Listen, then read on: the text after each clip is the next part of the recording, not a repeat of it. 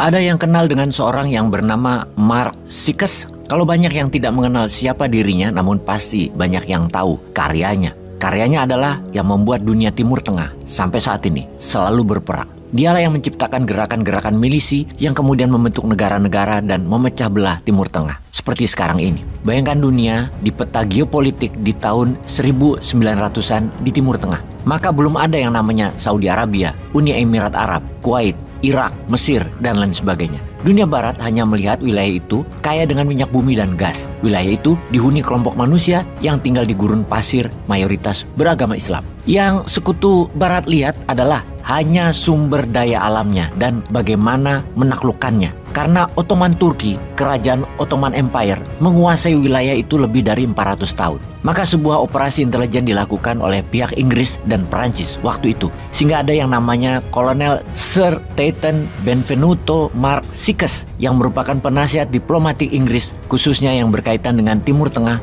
pada Perang Dunia Pertama. Mark Sykes berperan besar dalam perjanjian Sykes dan Picot yang dibuat ketika perang sedang berlangsung sehubungan dengan pembagian kerajaan Ottoman Turki oleh Inggris dan Perancis. Juga Mark Sykes merupakan negosiator utama dalam deklarasi Balfour. Kita sudah diingatkan apa itu deklarasi Balfour, yaitu dukungan kerajaan Inggris untuk kaum Zionis agar punya wilayah untuk mendirikan sebuah negara. Surat itu tertuju pada Rothschild, salah satu deklarator di Jewish Congress di Basel, Switzerland, untuk mendirikan negara Yahudi, di mana gerakan itu disebut Zionis. Pada usia muda, sekitar 25 tahunan, Sykes telah menerbitkan banyak buku, seperti Taktik dan Pelatihan Militer di Ordel, buku Latihan Infanteri, 2 buku perjalanan, Darul Islam, dan Through Past 5 Turkish Province atau melalui 5 provinsi Turki. Dia juga menulis The Caliph Last Heritage, A Short History of the Turkish Empire. Paruh pertama berisi ikhtiar singkat geografi politik di Timur Tengah hingga masa kejayaan Ottoman, sedangkan yang paruh kedua berisi uraian tentang perjalanan penulis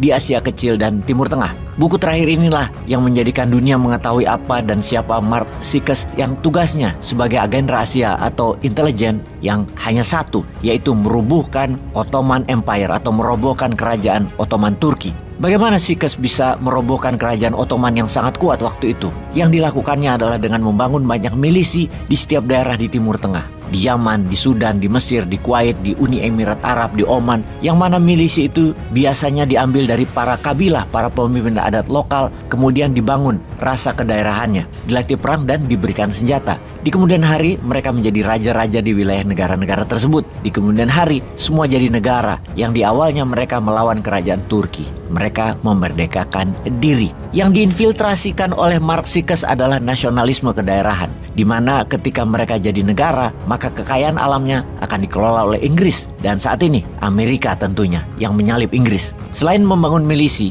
atau kekuatan pemisah agar hegemoni Ottoman digerogoti dari dalam wilayahnya sendiri, Mark Sykes juga merancang bendera negara-negara yang dibangun pergerakannya untuk berperang melawan kerajaan Ottoman. Saking tidak kreatifnya, bendera tersebut hanya bermain di 4 warna, yaitu warna hitam, putih, merah, dan hijau. Perhatikan bendera negara Irak, Sudan, Syria, Uni Emirat Arab, Mesir, Yaman, Jordan, Palestina, Kuwait, semua warnanya sama, yang itu dibolak-balik aja warna itu.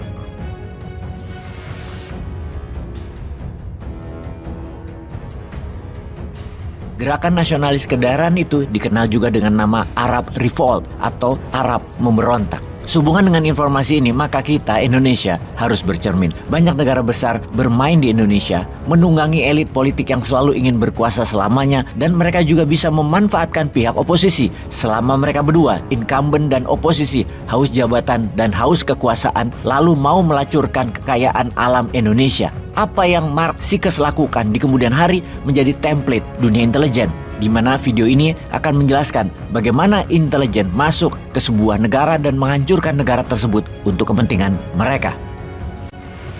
Bukan menjadi rahasia lagi kalau CIA, lembaga intelijen Amerika, sering menggulingkan sebuah pemerintahan yang sah. Ada 5 hal yang mereka lakukan dan sampai sekarang mereka masih tetap melakukannya. Yang pertama yang dilakukan adalah, dan yang ini adalah paling sering, yaitu membiayai oposisi. Cara ini adalah cara yang paling aman dan metode paling murah dari CIA. Bisa hanya memodali memberi uang kelompok oposisi atau memodali mereka yang akan melakukan kudeta. Iran di tahun 53, Vietnam di tahun 63, Brazil, Guatemala, salah satu operasi intelijen dengan model ini yang dilakukan oleh Amerika. Cara nomor 2 yang paling sering dilakukan adalah dengan assassination atau pembunuhan. Membunuh pemimpin lalu menggantikan dengan pemimpin yang pro-Amerika. Misalnya Patrice Lumumba di Kongo dan banyak lagi pemimpin-pemimpin berbagai negara yang tidak jelas kematiannya tapi didesain oleh Amerika agar digantikan dengan pemimpin yang pro-Amerika. Lalu, cara ketiga yang paling sering dilakukan oleh CIA adalah melumpuhkan ekonomi atau dalam bahasa akademinya adalah economic assassination. Perang tarif dengan Cina, embargo perdagangan dengan cepat akan merubuhkan sebuah negara seperti Kuba sampai sekarang diembargo. Kemudian Chile di tahun 70-an ketika Allende yang melakukan nasionalisasi atas aset-aset Amerika membuat Presiden Nixon memerintahkan CIA dengan kalimat make Chileans scream atau membuat bangsa Chile menjerit. Yang terakhir, Pinochet mengkudeta Allende. Dua hal itu dilakukan di sana. Tekanan secara ekonomi lalu mendukung kudeta oposisi. Lalu saat ini misalnya serangan mata uang lira di Turki yang menjatuhkan 40% nilai Turki dalam setahun terakhir dan membuat banyak investasi keluar dari Turki. Kemudian juga Venezuela diserang dengan economic hitman sehingga inflasinya lebih dari 1000%. Indonesia di tahun 1997 adalah bagian dari economic assassination untuk merubuhkan rezim Soeharto. Kemudian saat ini yang paling sering dipakai adalah nomor 4 yaitu pengambil alihan kendali atas media. CIA akan membeli koran, membeli TV, membeli radio untuk merubah opini publik dan melakukan kampanye anti penguasa yang anti Amerika. Di Italia, CIA pernah membeli koran Rome Daily American agar Italia tidak jatuh ke tangan komunis. Namun sekarang petinggi CIA pernah berkata lebih gampang membeli wartawan dan redakturnya daripada membeli koran atau media. Karena itu, banyak sekali sekarang foreign jurnalis yang dibayar oleh CIA dan di media warfare ini kuncinya adalah kendali informasi di mana sekarang meluas ke internet dan medsos dengan analitik strateginya. Terakhir adalah membangun kepanikan atau menciptakan chaos, menciptakan ketegangan sosial. Seringnya ada demo atau street protest itu adalah bagian menciptakan kekacauan atau chaos. Turun ke jalan berdemo adalah CIA style sekali. Coba lihat, coba ingat-ingat di Indonesia yang sedikit-sedikit turun ke jalan. Belakangnya pasti siapa? Kita bahas detailnya di chapter yang lain. Dan pastikan mereka yang turun ke jalan itu tidak tahu apa motif asli demo tadi. Itu adalah kunci sukses demo. Misalnya tokoh Iran Muhammad Mossadegh yang menasionalisasi aset minyak Inggris di tahun 53, digalanglah demo besar-besaran sampai terguling. Dan kemudian boneka Amerika, Syah Iran dijadikan monarki lagi. Juga demo panjang Hong Kong saat ini. Demo besar misalnya kemarin di Malaysia untuk menggulingkan Najib yang pro Cina beberapa tahun yang lalu. Ini semua adalah sedikit informasi tentang organisasi rahasia dan bagaimana operasinya. Dan masih banyak lagi yang sebenarnya kita tidak tahu. Jadi ke depan ada baiknya Indonesia hati-hati. Kita harus punya strategi berlapis dan bermain cantik. Baru nanti kita salib mereka semua di tikungan. Barulah Indonesia bisa jadi negara besar.